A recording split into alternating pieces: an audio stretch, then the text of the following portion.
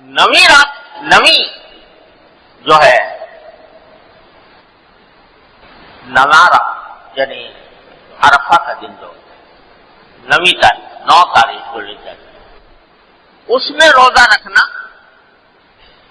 یہ فرمایا کہ تکفر السنۃ التي قبلہ والتي بعدہ او کما قال صلی اللہ علیہ وسلم، اس میں روزہ رکھنے سے، عرفے کے دن روزہ رکھنے سے یعنی 9 ذی الحجہ کو روزہ رکھنے سے اللہ تعالیٰ 1 سال پہلے کے اور 1 سال بعد کے گناہ معاف فرما دیتے ہیں۔ لیکن سمجھ لینا کہ گناہ معاف کرنے کا معنی یہ ہے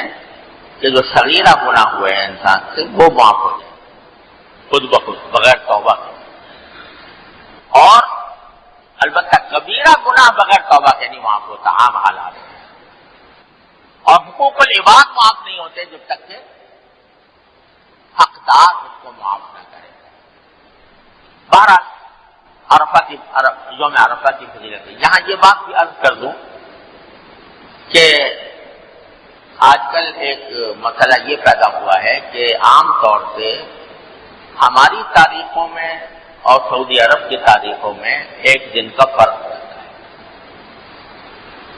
اب وہاں گزشتہ رات چاند نظر آ گیا، لہذا آج ان کے یہاں پہلی ذی الحجہ ہو گئی، ہمارے یہاں بھی چاند نظر نہیں آیا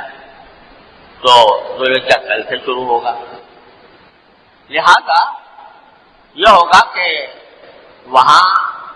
جو عرفہ کا دن ہوگا وہ جمعہ کے آئندہ جمعہ کو نہیں، ہفتے کو، آئندہ جو ہفتے کو وہاں 9 ذی الحجہ ہوگی، ہمارے یہاں اس وقت 8 ذی الحجہ ہوگی، اور 9 ذی الحجہ ہمارے ہاں اتوار کو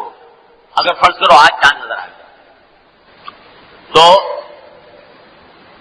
اب فرق ہو جاتا ہے، وہاں 9 ذی الحجہ کسی اور دن ہے، یہاں 9 ذی الحجہ کسی اور۔ تو بعض لوگ یہ سمجھتے ہیں کہ کیونکہ نام ہے یوم عرفہ تو روزہ اس دن ہے جس دن کے لوگ عرفات میں وقوف کر رہے ہوں، بعض لوگ یہ سمجھتے ہیں۔ وہ ہمارے ہاں 8 تاریخ ہوگی، تو یہ خیال درست نہیں ہے۔ شریعت کا حکم یہ ہے کہ ہر جگہ اپنے افق کے لحاظ سے، اپنی رویت کے اعتبار سے جو تاریخ ہے وہ تاریخ معتبر ہو۔ جیسے وہاں روزہ 1 دن پہلے شروع ہو جاتا ہے، یکم رمضان شروع ہو جاتا ہے، ہمارے یہاں 1 دن بعد ہوتا ہے۔ وہاں بعض اوقات کی عید 1 دن پہلے ہوتی ہے، ہمارے ہاں 1 دن بعد ہو جاتی ہے۔ تو ہمارے لیے تو اعتبار ہمارے تاریخ کے حساب سے، لہذا ہماری تاریخ کے لحاظ سے جو 9 ذی الحجہ ہوگی اسی میں روزہ رکھنا کا وہ انشاءاللہ وہی اجر ہوگا جو عرفات کے دن روزہ رکھنے کا ہوگا۔